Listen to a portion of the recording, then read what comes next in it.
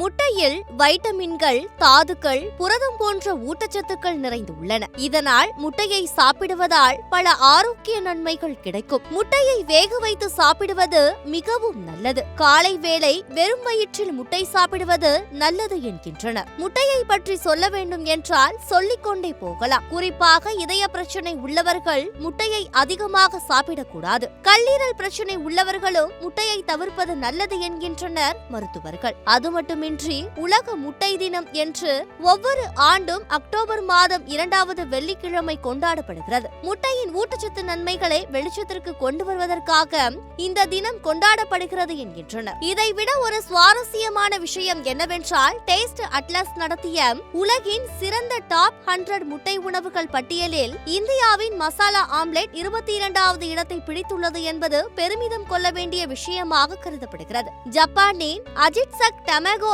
என்ற ரமீன் வகை உணவு முதலிடம் பிடித்துள்ளது என்பது குறிப்பிடத்தக்கது.